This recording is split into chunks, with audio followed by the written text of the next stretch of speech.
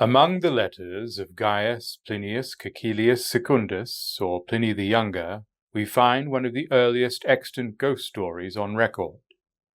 In his second surviving letter to Lucius Licinius Sura, the Roman senator and close confidant of the Emperor Trajan, Pliny inquires whether Sura believes in ghosts, and goes on to relate 3 tales of purportedly genuine hauntings.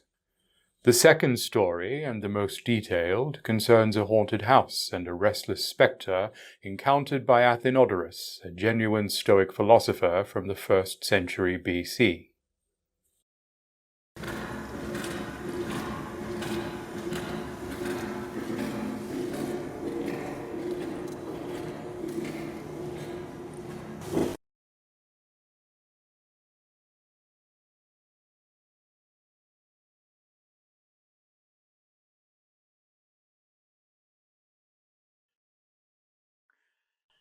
Erat Athenes, spatiose capax domus, sed infames et pestilens. Per silentem noctis sonus feri, et si attenderis acrius. There was at Athens a large and roomy house, which had a bad name, so that no one could live there. In the dead of the night, a noise resembling the clashing of iron was frequently heard, which, if you listened more attentively, sounded like the rattling of chains, distant at first, but approaching nearer by degrees. Immediately afterwards a spectre appeared in the form of an old man, of extremely emaciated and squalid appearance, with a long beard and dishevelled hair, rattling the chains on his feet and hands. The distressed occupants, meanwhile, passed their wakeful nights under the most dreadful terrors imaginable. This, as it broke their rest, ruined their health, and brought on distempers. Their terror grew upon them, and death ensued. Even in the daytime, though the spirit did not appear, yet the impression remained so strong upon their imaginations that it still seemed before their eyes, and kept them in perpetual alarm.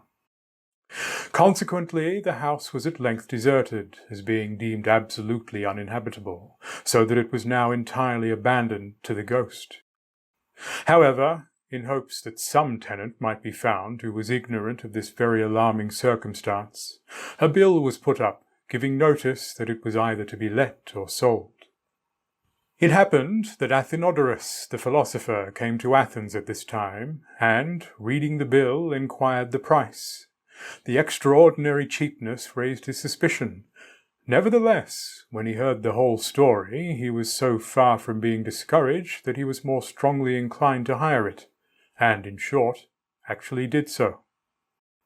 When it grew towards evening, he ordered a couch to be prepared for him in the front part of the house, and, after calling for a light, together with his pencil and tablets, directed all his people to retire. But that his mind might not, for want of employment, be open to the vain terrors of imaginary noises and spirits, he applied himself to writing with the utmost attention. The first part of the night passed in entire silence as usual. At length a clanking of iron and rattling of chains was heard. However, he neither lifted up his eyes nor laid down his pen, but in order to keep calm and collected, tried to pass the sounds off to himself as something else. The noise increased and advanced nearer, till it seemed at the door, and at last in the chamber. He looked up, saw and recognized the ghost, exactly as it had been described to him.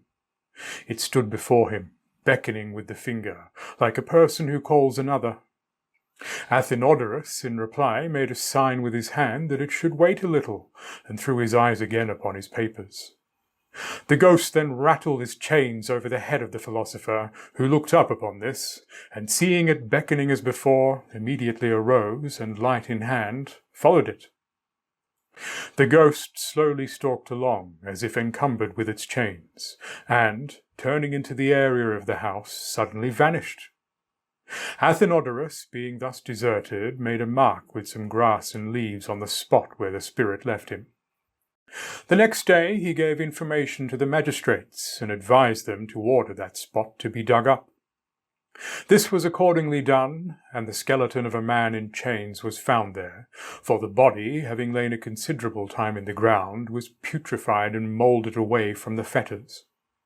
The bones being collected together were publicly buried, and thus, after the ghost was appeased by the proper ceremonies, the house was haunted no more.